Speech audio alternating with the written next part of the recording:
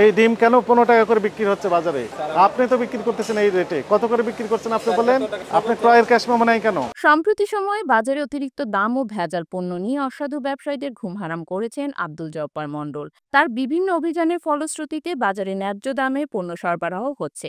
পাশাপাশি ক্রেতারাও লাভবান হচ্ছেন। বিশেষ করে চলতি রমজান মাসে ভোক্তা অধিকার সংরক্ষণের নানা কর্মযজ্ঞে বাজারে পণ্যের দাম নিয়ন্ত্রণে ছিল। সেই সকল কর্মকাণ্ড সামনে থেকে নেতৃত্ব দিতে দেখা গেছে আব্দুল জব্বার মণ্ডলকে, যে কারণে এবার এই কর্মকর্তাকে প্রশংসায় ভাসিয়ে একটি ফেসবুকে স্ট্যাটাস দিয়েছেন আসিফ আকবর। নিজের ভেরিফাইড অ্যাকাউন্টে দেয়া সেই স্ট্যাটাসে আসিফ লিখেছেন, দেশপ্রেমিকের অভাব নেই দেশে, স্বাধীনতার অভাব প্রকট।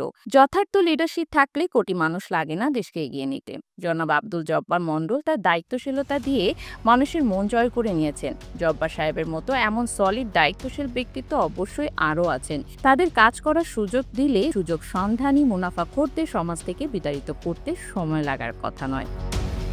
আসিফ লেগের নিকট অতীতেও আমরা এসব উদাহরণ দেখেছি। সমস্যা হলো রাষ্ট্রের সর্বত্র ছড়িয়ে ছিটিয়ে থাকা ঐক্যবদ্ধ দুষ্টু চক্র। এই গায়ক আরও লিখেছেন, আব্দুল জব্বার মণ্ডল সাহেবদের হাত ধরেই দেশটা হতে পারে সাধারণ মানুষের জন্য বাসযোগ্য। আপনাকে অভিনন্দন জনাব মণ্ডল। কতদূর এগোতে পারবেন জানি না, তবে যে দাগ রেখে গেছেন সে দাগ বরাবর হাঁটার জন্য নিশ্চয়ই ভবিষ্যতে আরও এমন আব্দুল জব্বার মণ্ডল তৈরি হয়ে যাবে ইনশাল্লাহ। আপনার তেজস্বী কর্মতৎপরতা মাইলস্টোন হয়ে থাকুক ভবিষ্যতের জন্য। জাতীয় ভোক্তা সংরক্ষণ অধিকার ডিপার্টমেন্টকে অভিনন্দন।